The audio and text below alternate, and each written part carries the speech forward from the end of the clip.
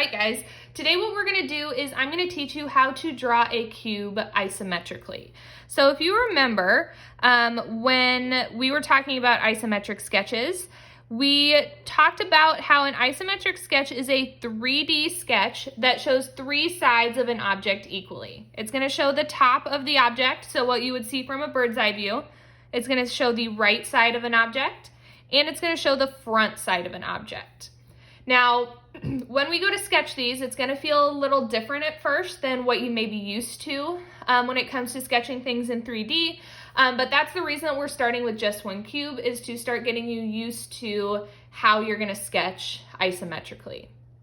Now, when you're in the classroom, I'll have these linking cubes for you to use as a reference when you're sketching, but when you're at home, I'm just gonna post a picture of it, and I will make sure to hold it so you can only see the three sides of that object that you're gonna sketch, okay? So when we are sketching isometrically, one big thing that we wanna remember is the lines on our graph paper. So if you look at the lines on the graph paper, they're either going diagonally at a 30-degree angle, or they're going vertically, okay? There's no horizontal lines on this graph paper, so that means that you don't want to make any horizontal lines, okay? Use the graph paper to your advantage. Now, when I start making a cube, I always like to start on the very top, okay? So I like to start with that top view.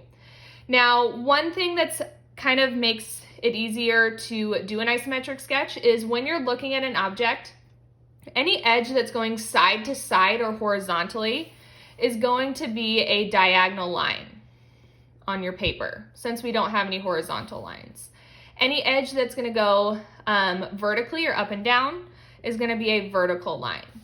So when I start with drawing the very top view of this object, all of the edges that I can see on this top view go side to side. So that means every single line that I draw is gonna be diagonal. Now, each edge of this is also the same length, okay? So I wanna make sure that I'm keeping my sides proportional as well. Since these are all the same length, I wanna draw them the same length on my paper. So I'm gonna make it so that two triangles on my paper, so when I talk about a triangle, I'm talking about one side of that triangle. So that right there would be two triangles. This right here would be one triangle. I'm gonna make each edge two triangles. So I'm gonna start here at the very top, the farthest point back that I can see. And I'm gonna go down two triangles. And that's gonna represent this edge right here. After that, I'm gonna draw this front edge, and I'm gonna go diagonal back the opposite way so that I'm making that angle that's right there, and it kind of looks like a greater sign. Now I'm gonna go diagonal again. I'm gonna go up, and I'm gonna make this angle that makes up this front point.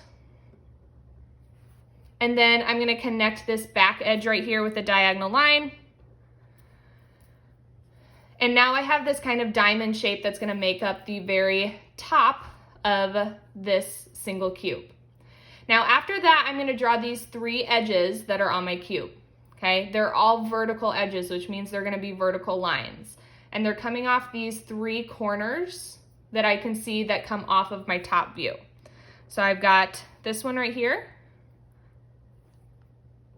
I've got this one here in the middle. And then I'm gonna have this one over here on this left-hand side.